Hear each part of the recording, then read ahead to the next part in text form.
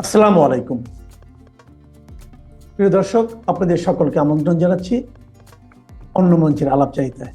মহা ধুমধামে আওয়ামী লীগের প্রতিষ্ঠা বার্ষিকী পালিত হলো 23শে জুন 2026 সনে।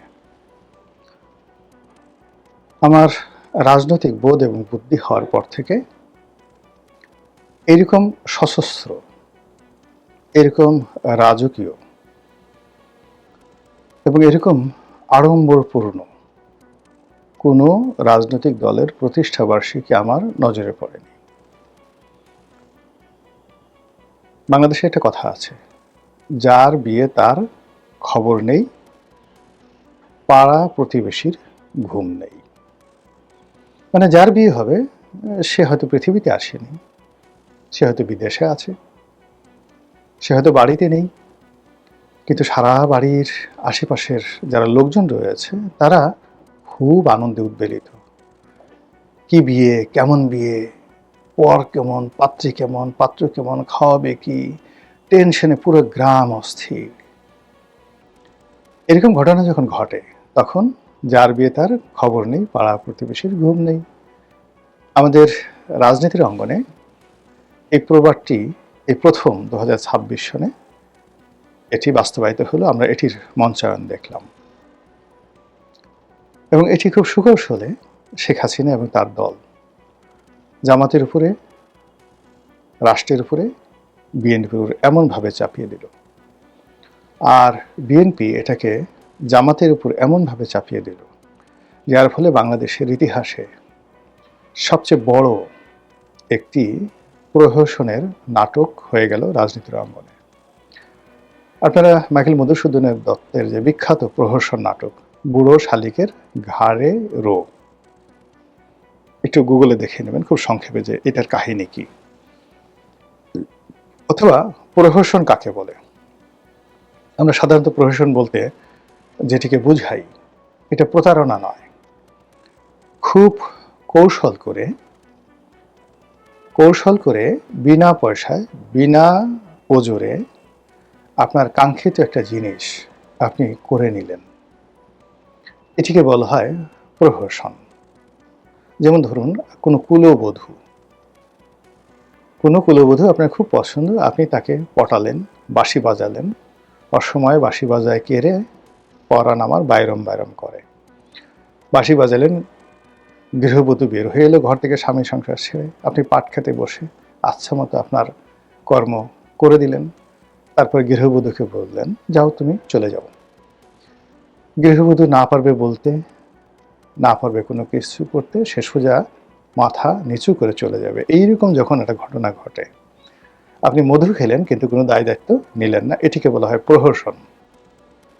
এবং এই বাংলাদেশে যে প্রহসন কত মানে ঘটে তা বাংলাদেশের পল্লীগীতি গাইলেই বুঝতে পারবেন বা দেখলেই বুঝতে পারবেন।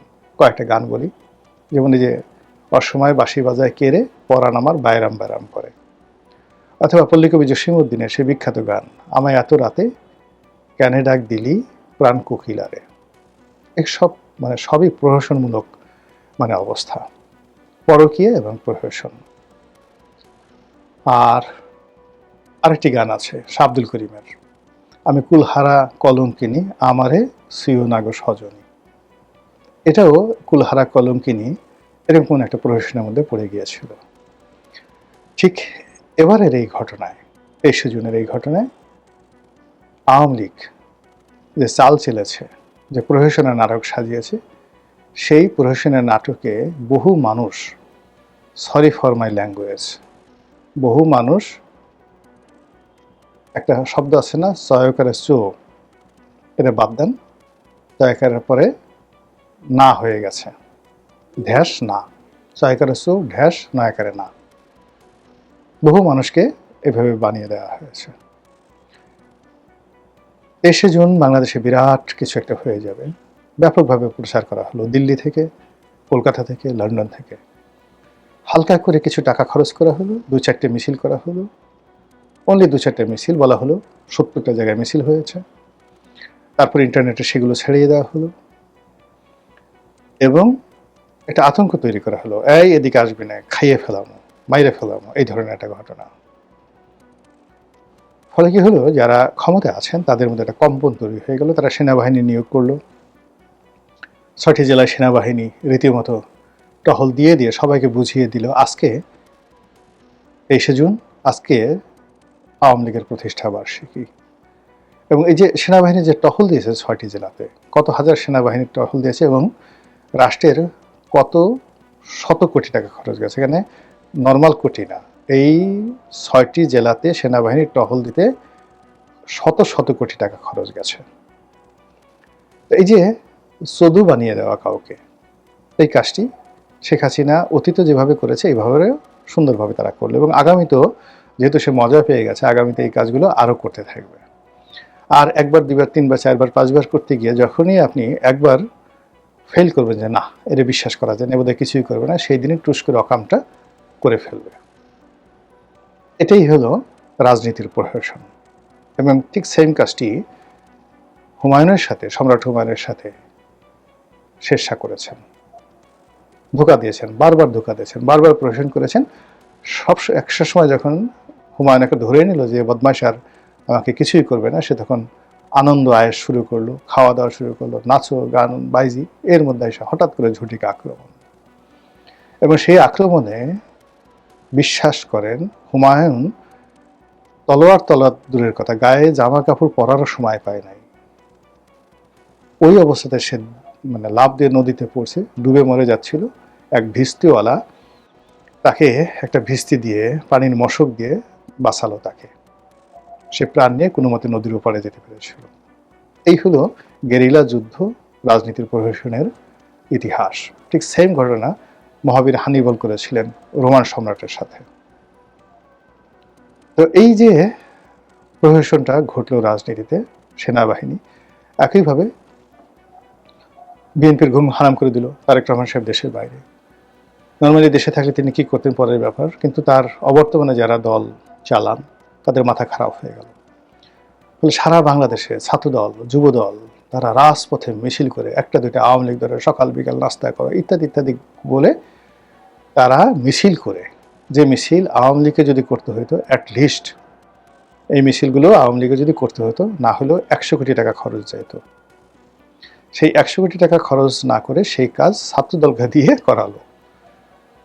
গালাগালি করলো, কিন্তু নামটা তো উচ্চারিত হলো আওয়ামী লীগের। মানুষ শুনলো আওয়ামী লীগকে গালাগালি করছে, কিন্তু মনোনয়ে আওয়ামী লীগ ঢুকে গেল। তারপর আওয়ামী লীগের প্রতিষ্ঠা বার্ষিকী মানুষ জেনে গেল। ২৩শে জুন আওয়ামী লীগের প্রতিষ্ঠা বার্ষিকী বহু মানুষ, ৯৯% মানুষেরই জানা নেই। এখন যারা রাজনীতি সচেতন তাদের ১০০ ভাগ মানুষই কিন্তু এটা এখন জানে যে ২৩শে জুন আওয়ামী লীগের সমাবেশ। এরপরে যেটা করা হলো, সবচেয়ে বেশি এখানে যাকে বলা হয় ক্ষতিগ্রস্ত হয়েছে জামাত। জামাত খুব ভয় পেয়ে গেল যে আসলে যদি এই ঘটনা হয় তাদের তো ইজ্জত থাকবে না। এবং জামাত এখানে কুলহারা কলঙ্কিনী হিসেবে ২ কুল হারালো। তারা সদল বলে বিএনপির সাথে প্রতিযোগিতা করে রাস্তায় নামলো যে যদি আওয়ামী লীগ চলে আসে তাহলে প্রথম ডলারটা দেবে জামাতকে, কাজেই আওয়ামী লীগকে আর বাড়তি দেওয়া যাবে না। ২ নম্বর হলো যে তারা এই রাগ নিয়ে, ক্রোধ নিয়ে, যেটা যুদ্ধংদেহী মনোভাব নিয়ে ৩২ নম্বরে গেল, গিয়ে দেখলো আওয়ামী লীগের একটা কোনো মশা নাই, মাসি নাই, তেলাপোকা নেই, কিচ্ছু নেই। তখন তারা রাগ হয়ে গেল। এটা কোনো কথা হলো? এই যা কী ধরনের কাজ হলো? তখন আবার সাংবাদিকরা তাদেরকে বিভিন্ন রকম প্রশ্ন করা শুরু করলো। এই প্রশ্নে তারা মেজাজ হারিয়ে তারা করলো কি, সাংবাদিকদেরকে বেদম প্রহার করলো।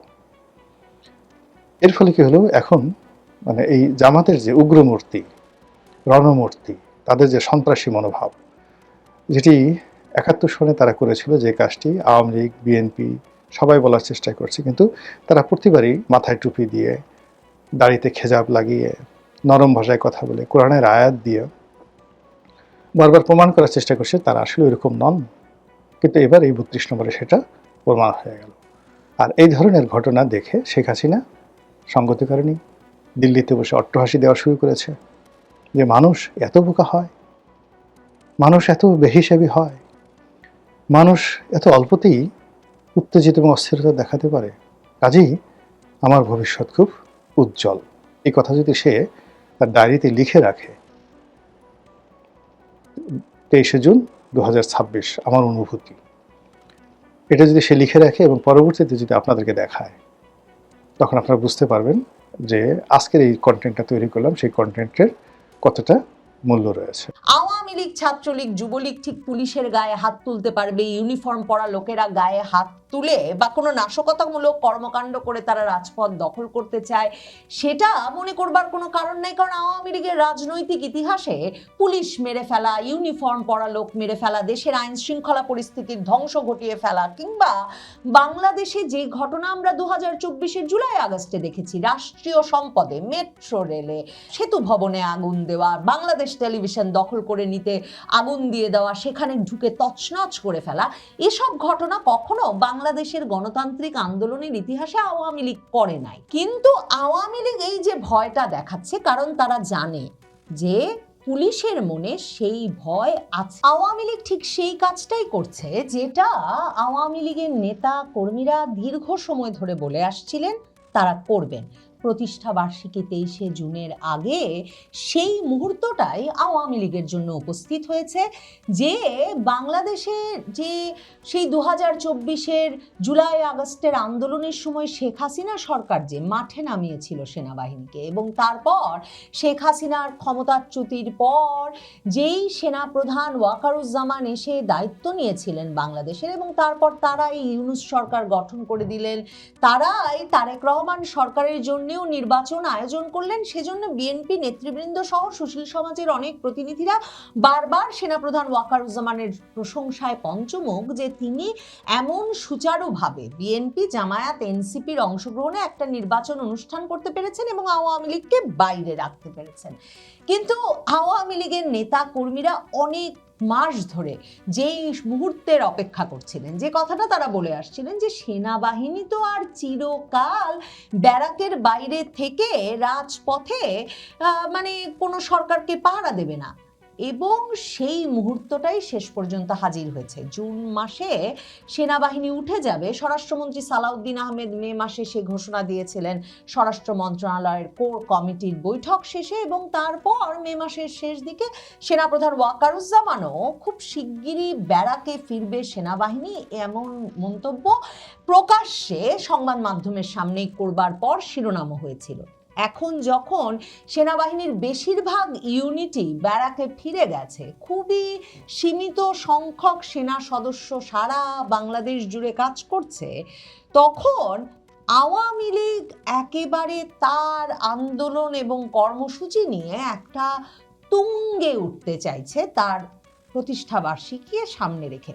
একদিকে তো শেখ হাসিনা আওয়ামী লীগ সভানেত্রী মে মাসে বলেই দিয়েছেন, মে মাসের মাঝামাঝি সময়ের পর আন্তর্জাতিক সংবাদ মাধ্যমের সঙ্গে সাক্ষাৎকারে, যে তিনি শিগগিরই দেশে ফিরবেন। তারপর তার দলের শীর্ষ নেতাদেরকে মে মাসের শেষ দিকে ঘোষণাও তিনি দিয়েছেন যে তিনি 6 মাসের মধ্যে দেশে ফিরতে চান, এবং দল যাতে সে অনুযায়ী আরও প্রস্তুত হয়ে ওঠে, এবং তিনি মনে করছেন দল প্রস্তুত। এবং তারপর থেকে দিনে অন্তত 10টি করে মিছিল সারা দেশে করবার কর্মসূচি এবং লক্ষ্য নিয়ে আওয়ামী লীগ এবং এর অঙ্গ সংগঠনগুলো সারা দেশে পুলিশ প্রশাসন এবং মানে আওয়ামী লীগ বিরোধী রাজনৈতিক শক্তি বিএনপি, এনসিপি, জামায়াতে ইসলামীকে একরকম ব্যতিব্যস্ত করে রেখেছে পুরো জুন মাস জুড়ে। এই যে জুন মাসের আগে এমন ঘোষণা এলো, তার একটা বড় কারণ সেনাবাহিনী আসলে মাঠ থেকে উঠে যাচ্ছে, যে সেনাবাহিনী ইউনূস সরকারকে পেলে পুষে রেখেছিল। মানে মনে করে দেখেন, ওই যে হাসনাত আবদুল্লাদেরকে সেনাবাহিনী তার এপিসির মধ্যে, তার সাজোয়া যানের মধ্যে ভরে গোপালগঞ্জে প্রতিরোধের মুখে তো নিয়ে এলো, এবং ওইদিকে সেনাবাহিনী 5 জনকে অন্তত গুলি করে গোপালগঞ্জে মেরে ফেললো। তাহলে সেই সেনাবাহিনী যখন মাঠ থেকে উঠে যাচ্ছে, তখন আওয়ামী লীগ ওই মুহূর্তটার জন্য অপেক্ষা করছিল, যে পুলিশ বাহিনীকে খুন করে হাসনাত আবদুল্লাহ, আসিফ মাহমুদ, সজীব ভুইয়া, নাহিদ ইসলাম, মাহফুজ আলমরা আওয়ামী লীগ সরকারের পতন ঘটিয়েছে, যে পুলিশকে খুন করে গায়ে আগুন দিয়ে ব্রিজের ওপর থেকে গাছের থেকে ঝুলিয়ে রেখেছে দিনের পর দিন, সেই পুলিশ বাহিনীকে আওয়ামী লীগের অঙ্গ সংগঠন সমূহ সরাসরি মুখোমুখিভাবে প্রতিরোধ করবে এবং তারা রাজপথ দখলে নিয়ে নেবে। এবং সে কারণেই 23শে জুন এবার যখন ঘোষণা দিয়েছে আওয়ামী লীগের শীর্ষ নেতৃবৃন্দ যে তারা ব্যাপক কর্মসূচি নিয়ে সারা দেশে পালন করবে তাদের প্রতিষ্ঠাবার্ষিকী, এবং যেই প্রতিষ্ঠাবার্ষিকীর আগে মানে 2025-এ পুলিশকে এমন ঘোষণা দিতে শোনা যায়নি, এবার হঠাৎ প্রতিষ্ঠাবার্ষিকীর আগে পুলিশ ঘোষণা দিয়েছে যে তারা খুব সতর্ক অবস্থায় থাকবে এবং বিরাট গোয়েন্দা প্রতিবেদনও পেশ করেছে যে কি ধরনের ঝুঁকির মধ্যে পুলিশ এবং বাংলাদেশের আইন শৃঙ্খলাকে ফেলতে পারে নিষিদ্ধ ঘোষিত আওয়ামী লীগ। সেই সময়ে আওয়ামী লীগের অঙ্গ সংগঠন যুবলীগের মিছিল থেকে গাজীপুরে পুলিশ দেখে সামনে আসবি না, মাইরা ফালামু বলে হুমকি দেওয়া হয়েছে বলে প্রথম আলো সহ বাংলাদেশের সকল শীর্ষস্থানীয় পত্রিকা ভিডিও দেখে খবর করেছে। তার মানে যুবলীগের মিছিল থেকে শুধু যে পুলিশকে বলা হয়েছে ওই একটাও সামনে আসবি না, একটাও সামনে আসবি না, মাইরা ফালামু একটাও সামনে আসবি না, তাই নয়, বিক্ষোভ মিছিল থেকে আওয়ামী লীগ এবং আওয়ামী লীগের অঙ্গ সংগঠন সমূহ যেমনটা করছে, যে ভিডিও করা হয়েছে এবং যে ভিডিও সামাজিক যোগাযোগ মাধ্যমে ছড়িয়ে দেওয়া হয়েছে, সেখানে সরাসরি সেই হুমকির অডিও সরাসরি স্পষ্টভাবে শোনা যাচ্ছে। মানে আওয়ামী লীগ যুবলীগ চেয়েছে এই বার্তাটি তারা শুনিয়ে শুনিয়ে বলবে। এর আগে দেখেন জুন মাসের শুরুর দিকেই নোয়াখালীতে নিষিদ্ধ ঘোষিত ছাত্রলীগের মিছিলে হাজার মানুষের উপস্থিতি দেখে পুলিশ সরে গেছে, সে কথা কিন্তু সুধারাম থানা পুলিশ সে সময় নিজেরাই স্বীকার করেছিল যে তাদের মাত্র কয়েকজনের দল, আর সেখানে হাজার হাজার কর্মী নিয়ে ছাত্রলীগের সেই মিছিল, সেই মিছিলের সামনে তারা কি করে প্রতিরোধ গড়ে তুলবেন, কাজেই তারা তাদের নিরাপত্তার কথা ভেবে সরে গিয়েছিলেন। কাজে জুন মাসে এসে যে মানে 2026-এর জুনে এসে যে আওয়ামী লীগ ছাত্রলীগ যুবলীগ পরিস্থিতি বদলে যাচ্ছে আঁচ করতে পারছেন, শুধু তাই নয়, তারা পরিস্থিতিটা বদলেও ফেলতে পেরেছেন এবং গাজীপুরে হাজার হাজার জন মিছিলে ছিলেন না, কিন্তু তারা সরাসরি হুমকি দিয়েছেন যে পুলিশ সামনে আসলে মাইরা ফালামু, কারো গায়ে হাত তোলেন নাই, কিন্তু পুলিশ নিজে থেকেই সরে গেছে। কারণ কোন পুলিশকে ছাত্রলীগ যুবলীগ আওয়ামী লীগ এই হুমকি দিচ্ছে? দেখেন, আওয়ামী লীগ ছাত্রলীগ যুবলীগ ঠিক পুলিশের গায়ে হাত তুলতে পারবে, ইউনিফর্ম পরা লোকেরা গায়ে হাত তুলে বা কোনো নাশকতামূলক কর্মকাণ্ড করে তারা রাজপথ দখল করতে চায়, সেটা মনে করবার কোনো কারণ নেই। কারণ আওয়ামী লীগের রাজনৈতিক ইতিহাসে পুলিশ মেরে ফেলা, ইউনিফর্ম পরা লোক মেরে ফেলা, দেশের আইন শৃঙ্খলা পরিস্থিতির ধ্বংস ঘটিয়ে ফেলা, কিংবা বাংলাদেশে যে ঘটনা আমরা 2024-এর জুলাই আগস্টে দেখেছি, রাষ্ট্রীয় সম্পদে, মেট্রো রেলে কিংবা এক্সপ্রেসওয়ে টোল প্লাজায় এসব জায়গায় আগুন দিয়ে দেওয়া, সেতু ভবনে আগুন দেওয়া, বাংলাদেশ টেলিভিশন দখল করে নিতে আগুন দিয়ে দেওয়া, সেখানে ঢুকে তছনছ করে ফেলা, এসব ঘটনা কখনো বাংলাদেশের গণতান্ত্রিক আন্দোলনের ইতিহাসে আওয়ামী লীগ করে নাই। কিন্তু আওয়ামী লীগ এই যে ভয়টা দেখাচ্ছে, কারণ তারা জানে যে পুলিশের মনে সেই ভয় আছে। কারণ পুলিশ মাত্র 2024-এর জুলাই আগস্টে দেখেন পুড়েছে, হত্যা হয়েছে, ঝুলিয়ে মেরেছে, এবং এখন পর্যন্ত পুলিশ কত সংখ্যক পুলিশ সদস্যকে সারা দেশে নিহত হতে হয়েছে, আহত হতে হয়েছে 2024-এর বীর জুলাই আগস্টের আন্দোলনকারীদের হাতে, তার কোনো পূর্ণাঙ্গ তালিকা প্রকাশ করতে পারে নাই পুলিশের বাহিনীর পক্ষ থেকে, কিংবা ইউনূস সরকার অথবা তারেক রহমান সরকার কেউ পুলিশ হত্যার ওইসব ঘটনা তদন্ত করবার পর্যন্ত ব্যবস্থা নেয় নাই, এবং বরং যারা ওই হত্যাকাণ্ড ঘটিয়েছে তাদেরকে ঢালাও দায় মুক্তি দিয়ে রেখেছে। তার মানে পুলিশ বুঝে ফেলেছে পুলিশের প্রাণের কোনো দাম নেই। তাকে মারা, তাকে পুড়িয়ে মারা, তাকে হত্যা করা, তাকে ঝুলিয়ে রাখা বাংলাদেশে জায়েজ করে দিয়েছে আওয়ামী লীগ বিরোধী শক্তি। সেই পুলিশ কেন আওয়ামী লীগের গায়ে হাত দেবে? তারপর দেখেন ইউনূস সরকার তারেক রহমান সরকারের আমলে পুলিশ প্রশাসনে কি পরিমাণ রদবদল হয়েছে। মানে রীতিমতো অবসরে থাকা পুলিশ কর্মকর্তাদেরকে নিয়ে এসে বড় বড় পদে বসানো হয়েছে, এই বড় পদে এই বড় জেলায় একজন কাউকে নিয়োগ দেওয়া হয়েছে, সাথে সাথে সরকার বিশ্বাস হারিয়েছে, আবারও ওই পুলিশ কর্মকর্তাকে অকেজো করে নিষ্ক্রিয় করে আরেকজনকে বসানো হয়েছে।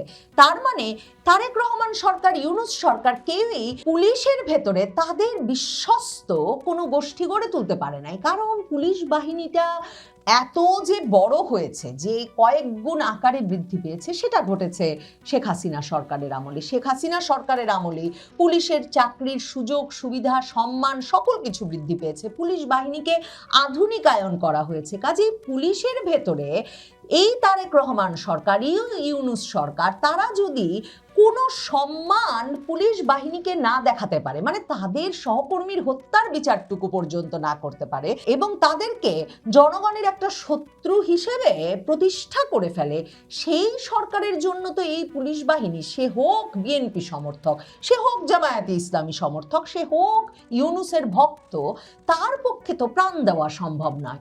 কাজেই আওয়ামী লীগ এই সময়টার জন্য অপেক্ষা করছিল এবং রাজপথে সেই কথাটাই তারা জোর গলায় গাজীপুরের এই মিছিলের মাধ্যমে বলা শুরু করেছে। গাজীপুরের মিছিল থেকে প্রথম আলো লিখছে, ছড়িয়ে পড়া ভিডিওতে দেখা যায় মহানগরের বাসন এলাকায় ঢাকা ময়মনসিংহ মহাসড়কে শাকিল এন্টারপ্রাইজ নামের একটা ব্যবসা প্রতিষ্ঠানের সামনে থেকে 20-30 জনের একটি দল ব্যানার নিয়ে মিছিল শুরু করে। সেখানে লেখাই ছিল 23শে জুন আওয়ামী লীগের 77তম প্রতিষ্ঠা বার্ষিকী সফল হোক, নিচে গাজীপুর মহানগর যুবলীগ লেখা। এবং এখন গত প্রায় 1 বছর ধরে আওয়ামী লীগ এবং অঙ্গ সংগঠনগুলো যেই স্টাইলে মিছিল করছে, সেখানে যেই নেতার মানে নেতৃত্বে বা যেই নেতার উদ্যোগে মিছিলটা হচ্ছে তার নাম ছিল গাজীপুর মহানগর যুবলীগের আহ্বায়ক কামরুল হাসান সরকারের ছবি দেখা গেছে, শেখ হাসিনার ছবি দেখা গেছে। সেখান থেকে মিছিলকারীরা রাজপথ ছাড়ি নাই, শেখ হাসিনার ভয় নাই, যুবলীগের অ্যাকশন, ডাইরেক্ট অ্যাকশন, এ ধরনের স্লোগান দিতে দিতে গাছাই এলাকার দিকে এগিয়ে যাচ্ছিলেন। এ সময় মহাসড়কের বিপরীত পাশ থেকে কয়েকজন পুলিশ সদস্য মিছিলের দিকে এগিয়ে এলে তখন ওই হুমকিমূলক বক্তব্য যে সামনে আসবি না মাইরা ফালামু, এসব বলতে শোনা যায়। পুলিশ এখন এই ভিডিও দেখে মানে গ্রেফতার করবে, এখনই ব্যবস্থা নিবে, এসব কোনো হুমকি না দিয়ে বরং মহানগরের বাসন থানার ভারপ্রাপ্ত কর্মকর্তা ওসি হারুনুর রশিদ প্রথম আলোকে বলছেন, আমরা ভিডিওটা দেখেছি, তবে এটি আজকের নাকি আগের ঘটনা যাচাই করে দেখা হচ্ছে। মানে পুলিশ একেবারে আতঙ্কিত হয়ে পড়েছে।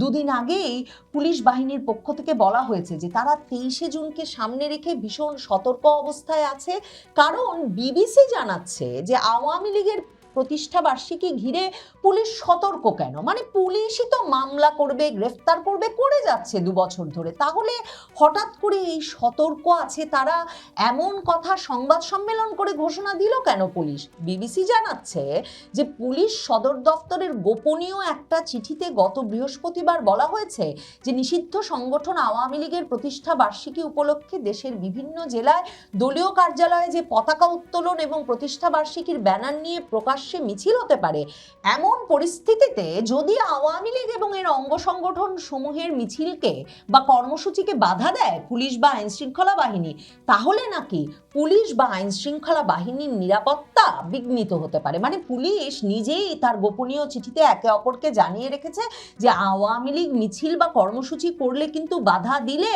আমাদেরকে তারা আঘাত করতে পারে, আমাদের উপর হামলা হতে পারে। আর পুলিশ সদর দপ্তর ওই গোপনীয় চিঠিতে আরেকটি বার্তা দিয়েছে, তারা বলেছে যে যদি আওয়ামী লীগের কর্মসূচিকে বাধা দিতে যায় বৈষম্য বিরোধী ছাত্র আন্দোলন কিংবা এনসিপির নেতাকর্মীরা, তাহলে তাদের সাথেও সংঘর্ষ তৈরির আশঙ্কা রয়েছে।